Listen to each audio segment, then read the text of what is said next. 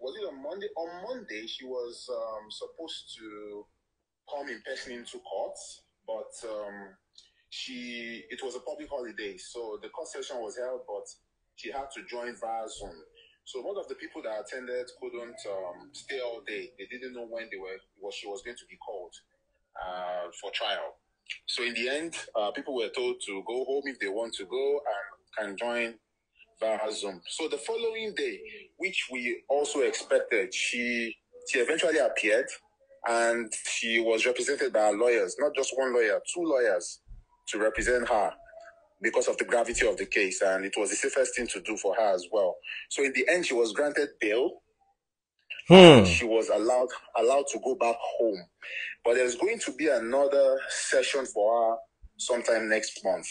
I have not confirmed the date, but she's going to reappear in court for the continuation of the trial. So this is the amazing thing, and I have to say, we should all learn from what happened to Amaka. Things can easily go viral, even when you mean it or when you don't mean it. So in the end, she was able to defend herself about the comments, why she made it, and she also apologized that she didn't really mean what she said, which was the safest thing to do as well. But it was very funny because the court had to give her the bail or grant her the bail because she also, her lawyers brought so many instances and evidences where people have made similar and they were never invited, they were never arrested. It was just taken lightly. So our case was, why was she singled out for the same thing when people have made maybe even worse threats on social media? Unfortunately for her, her own case was taken out and it trended. And we know nowadays in the social media world, if you mistakenly trend for the wrong things, you will most likely get the unwanted attention, which is what happened to her. But she was able to bring instances from as far as Austria and some other European countries where people made, so it was accepted in court. And the funny thing, I mean, the stress thing, or maybe the thing that most of us didn't expect, one of our lawyers actually, I'm sure this is not even in any social media space or media space at the moment, one of our lawyers actually sued Abike Dabiri, who is is it the chairman of the diaspora people's yes, Auntie Abike. Yes, the diaspora body. So she's the head, and one of the lawyers sued her for $500,000. And you'll be wondering, why was Abike Dabiri sued? Which is the same question that I asked. Why did you sue Abike Dabiri? So the case, of course, when it comes to court, forget the emotions, forget the hearsay. You need to present the facts. You need to present the evidence. You should be able to prove whatever you are bringing to the table. So the lawyer argued that Abike Dabiri singled out Amaka when other people have made similar comments outside of Nigeria. Because people will say, well, people make so many threats every day in Nigeria, it all goes away, nobody follows up. In truth, Abike Dabiri is not responsible for what happens inside Nigeria. She's responsible for what happens outside of Nigeria. So, just a second, 1 second. We are just hearing this update for the first time. Sue Abike. But law can take a very funny turn.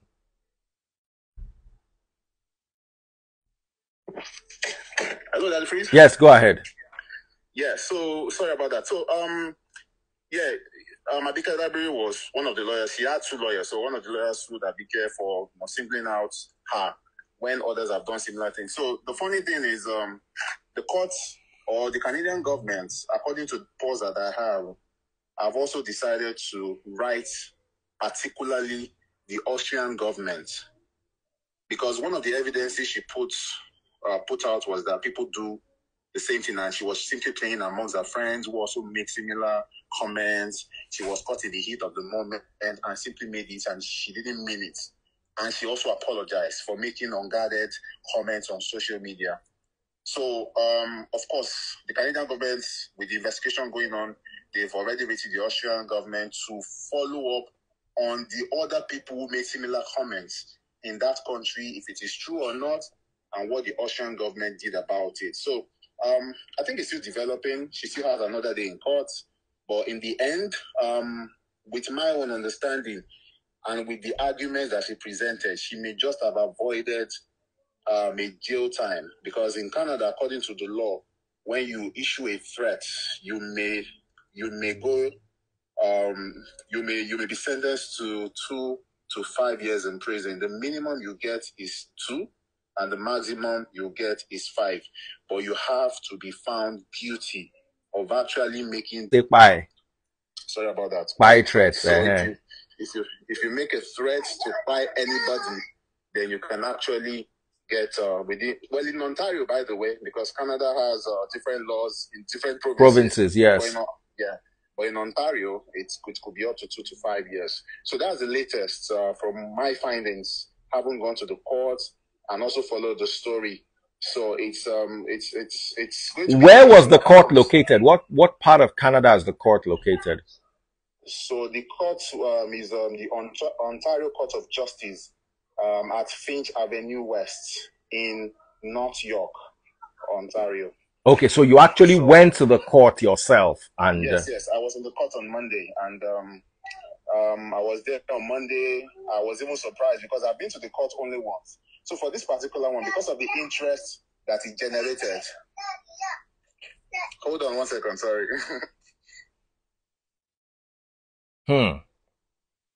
Oh man, breaking news.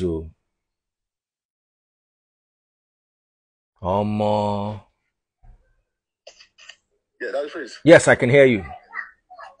My kid just came back from school, so. Oh, okay.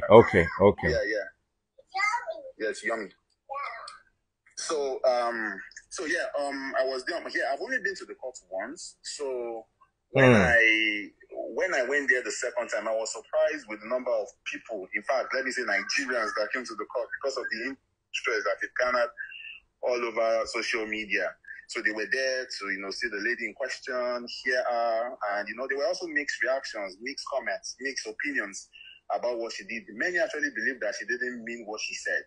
And to be fair with you, and to be very sincere with you, I don't think she meant what she was saying on social media. But, in Yoruba, they used to say something, I don't know how to translate it, You can't just, can't see anything you like on social media because it's others are saying it, or you just want to have an effect. Because according to what I heard from the TikTok live, they just took out that part. They took out that part and they made it trend. There was a conversation ongoing before that, and she was just caught. She was caught between saying things that could also ginger his own fellow, or also get back at people saying something similar. And of course, it was taken out of context. Even though it's hard to say it was taken out of context, because it was clear what she said about, paying people of Yoruba and Benin descent in Nigeria, at workplace, and stuff.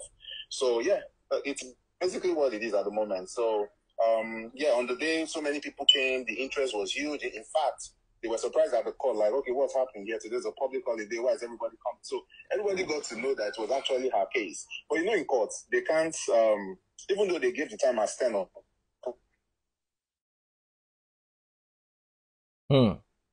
We're breaking. Issue with court, police, and hospital. That prayer, you always say amen, no?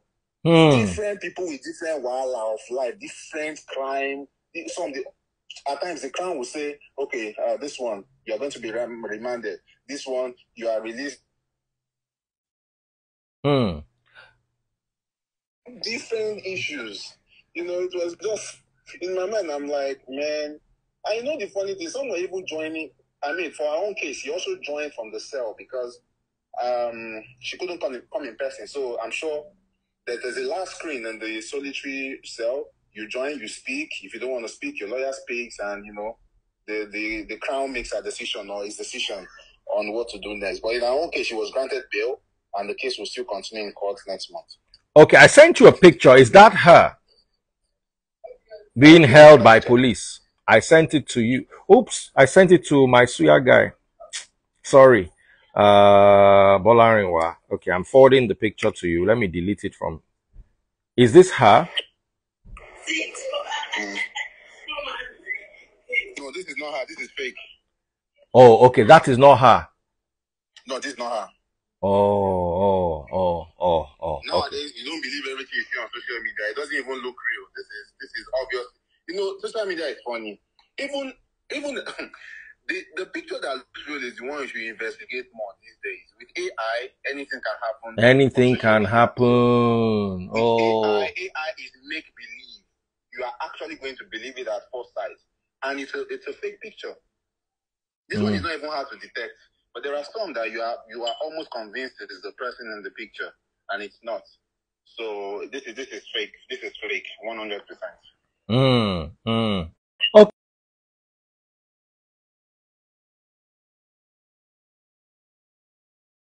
Okay, I truly appreciate. Thank you very much. And please keep us posted. Me and you go to talk for the background. Ladies and gentlemen, that was Bolarinwa Olajide reporting all the way from Canada, keeping us updated with what's going on. Now, what do you think Abike Dabiri's reaction would be before you go to the court case? You mean the counter suit? Yes. Yes. It's not even a counter suit. It's actually a suit because Abike never sued. She just called for arrest and investigation from the Canadian police. Yeah. So, yeah, you see, when it comes to anything legal, law, court, I don't think even Abike Dabiri will be found guilty because at the end of the day, she can simply say she was doing her job. And it was not brought to me. I mean, the other cases that they claimed in other parts of the world where people made threats, she will simply say, well, based on my own knowledge and some of the, my lawyer friends, she will simply say, I wasn't aware. If I was aware, I would have followed through as well. But this one, I was aware. They gave me the details. They gave me the facts. And I followed up with, I wrote a letter to the mayor of Brampton. I wrote a letter to the Canadian police. And there was also a letter that came from the House of Rep about the same issue. So, but, lawyers would always do their job. The prosecutor, the defendant, they will always find a way. So I think it was just, the lawyer was like, okay, Abike Dabiri, you say you're doing your job, but you're not doing your job on all quarters. It's a witch hunt. You singled out Amaka for this treatment, which is not fair, and we're going to sue you for, what's the term now? Is it defamation? I don't know. Yeah. But they just want to sue her too for.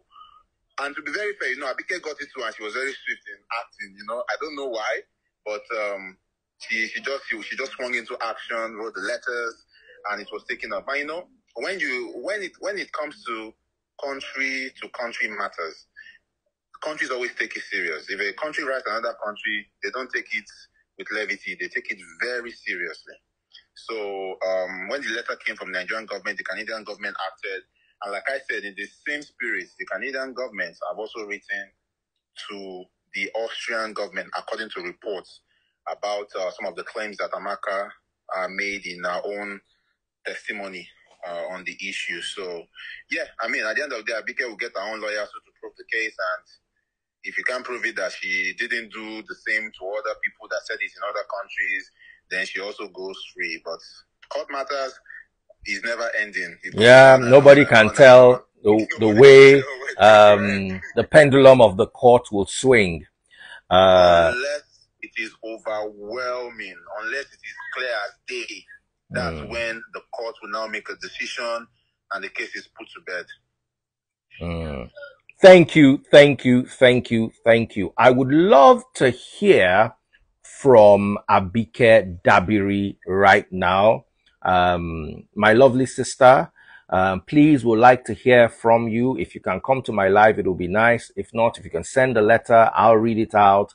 I just want to know what the update is. Now, Bolarinwa, knowing the way Canada works, and you've been in Canada for a minute, do you think that this case, whether she gets convicted or not, could affect her marketability when it comes to future prospects for getting jobs? Well, it depends. We can't really tell until a decision is made by the courts. It's very straightforward. If the court finds her guilty, then it's going to affect her in all ramifications.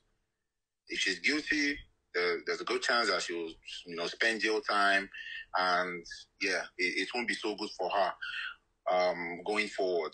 That's if she's found guilty. But if she's not found guilty, then in the eyes of the law, she has not done anything wrong. But within our, colleagues or friends, they may have a different opinion about her. This is now one-on-one. In the eyes of the law, she's free. So it's easy to predict that. But for now, according to the law of the country, she has been granted bail and the case is still being heard. So when we get to the end of it, then we can project what could happen to her when it comes to, her present job or future job, or what she wants to do in the future. Conviction is a different thing entirely. At the moment, we can't tell until we get to that point. Okay. Now, what if she has her, she hasn't gotten her citizenship? Can this prevent her from getting her permanent residency or her citizenship, as the case may be? If she's convicted, yes, it can affect a lot of things, not just citizenship. If she's convicted, or anybody is convicted for any crime, it will affect a whole lot of things in your life. So conviction is never a good thing unless you receive a pardon. But people get their permanent residency revoked. Even citizenship can also be revoked. It's possible, but the height of if you are a citizen and you get convicted of a crime, the chances of revocation is actually low, but you most likely spend the jail time in your country of citizenship. So that's how it works. It's very rare, unless maybe it's I don't know if I can mention that word, but if it's it starts with T. It starts with T. T-E-R. Oh yeah. That one with the T. I get you. If it's that one, then now you've committed a crime against the country itself. Yeah. So that could have dire consequences. Exactly. But if it's not severe, I'm not saying what she did could be severe or not. But if you check on, I'm sure it should be somewhere. Maximum penalty for threat in Ontario. Once you serve that, if you are convicted and you serve the jail time, then everything is well and good. Now it now depends on how the community sees you after that. If a conviction follows the case. Okay, Bolarinwa, thank you so much for this. I appreciate your time. Please, it's a Friday. Go and spend time with your family and have some fun and relax. God bless you, brother. Thank you so much. Thank you. Bye-bye. Bye. Opportunity to clear some here about certain things which appears to be misconception. The first misconception is all about the role the Yoruba played in Nigeria having the first civilian government. I think that is where our differences start coming from, especially we love talking about Nigeria matter. Or who has been calling Yoruba coward, who has been calling Yoruba as Ole. Let me be using some Yoruba words so that I will not. So who has called Yoruba Ole? Who has called Yoruba Odale? Called Yoruba all sorts of names as far as certain issue is concerned when it comes to historical development in Nigeria. The first thing I need us to know is that the history about the first military government in Nigeria is deeper than we think. Number one, why Yoruba came into that picture and it now appear like they are the Ole, they are the Odale. It is not all about Igbos. It was an internal issue between Ladoke Akintola and the great Obafemi Awolowo as at that time. They were having internal party issues. And Ladoke Akintola decided to align with the Northerner, while Obafemi Awolowo decided to align with the Easterner. And that was where the first issue came from. Now, for Ladoke Akintola to affiliate with the government of the day, which were Northerner, it was simply because Awolowo was overzealous about ensuring that there is a marriage between the Eastern politician and the Western politician. And it was as a result of that that we had a reason, we had a Yoruba supporting the Northerner, and we also have another Yoruba that's supporting the Easterner. So it is not as they have told us that Yoruba were the one that babode for the Easterner. The Easterner were the one that cover around Bosolo. What I mean by that, they were the one that dig their hand into what their mind cannot carry. Number one, as at that time, Nigeria was operating on a civilian government platform. But the issue was that the Ojukwu, was it Ojukwu? He was overzealous. He said because, and that's why I want us to also know that the INEC issue we keep talking about in this country never starts from today. It started over 60 years ago. INEC issue over 60 years ago. The first election we had was not even was not chaired by a Yoruba man. It was rather chaired by someone from Cross River. So meaning that even if we want to be practicing that kind of vexing politics we are practicing, we should have rather be we Yoruba should rather be the one vexing. That how will we first organize election after independence? And that election was neither free nor fair. Now, those that partook in that particular poll, or who chaired that particular poll, they were non-Yorubas. Meaning that when we are even talking about government instability in Nigeria, it all comes from the north and the east. That's number one. Number two, I want them all to also know that when they first carry the first coup, look at it. When they want to fight those they believe that are affecting the country, they fight the northern premier, they fight the western premier, and they also fight the head of state, and they spared the eastern leader as at that time. If we are talking about this tribalism of the thing we are talking about, we should trace it back to that time. That should be what's it called? That should be 1965, 1962. That should be when we should trace the tribalism we are talking about too. And we are even talking about how it got started, we can say the man that was overzealous in taking the government was actually the major motivator of that. How will you fight? You know what? I think we need to talk about Biafra. What led to it? I'm going to bring a Hausa guy, I'm going to bring a Yoruba guy, and I'm going to bring an Igbo guy. Yeah. This is a very, very tough conversation that must be had with every stakeholder present. Yeah. If you know what I'm talking about. That's very nice. But I think one of the problem we have in that Nigeria is INEC, because that's my major problem. I just think INEC, they are just doing that. They are not supposed to be there. They have to be there. Yes, yes, but they are not doing their job.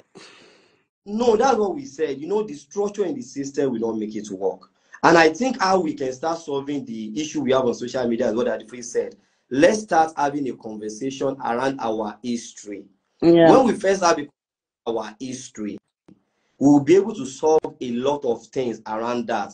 By so doing, all these kind of politics of vex that we are practicing among ourselves will first be minimized. Number two, the INEC of the thing you are talking about, I must be honest with you, sister, is beyond our comprehension, because the processes and the procedure going underground is mightier than even what us can actually imagine. But as far as the unity of this country is concerned, it's essential that every Nigerian, both the one abroad and the one at home, we should see ourselves as an entity. An Igbo man should see Yoruba man as his friend, and Hausa man should see an Igbo man as his friend. And the only way we can get there is let's get our history right. Let's understand that what has happened, and let's leave all those things that has happened in the past. Let's face our future is getting Nigeria to work. Thank God for Dangote. May God for us. May his refinery be profitable. Thank God for Dangote. Much and more of such development in this country. And this Dangote refinery is going to make Nigeria to also start becoming a tourist center for economic development. It will no longer become a for religious activity. So at the same time, it's very important for every stakeholder in political scene to understand that there is law guiding our character. That the free study mass communication.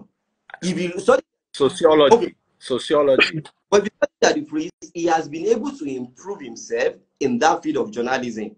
And I think with his years of experience, I have not seen him entering into a legal battle, like he's saying something that is against the law as far as communication is concerned. That's what we call professionalism.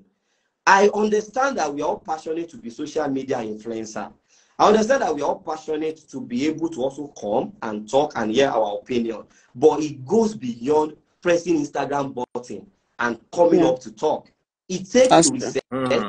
It takes research, emotional management, listening to other people, and also tolerance to be able to be a good communicator on social media. Whether you're very you are correct. or you are we should understand that there is a unified system that governs how social media behavior is done. You can say some things offline, we may not know about it, but just know that if you are coming on social media, mind what you say and don't let overconfidence be your guiding thing, because that woman was saying that record me, I am ready to face the music, record me.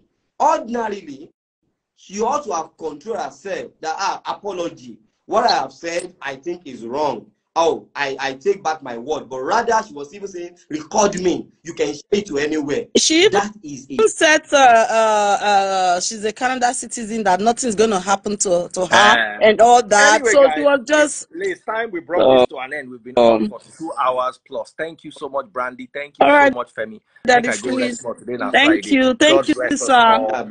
Your Thank lesson you all is very, so very, much. very, very, very helpful. Thank you so much. Thank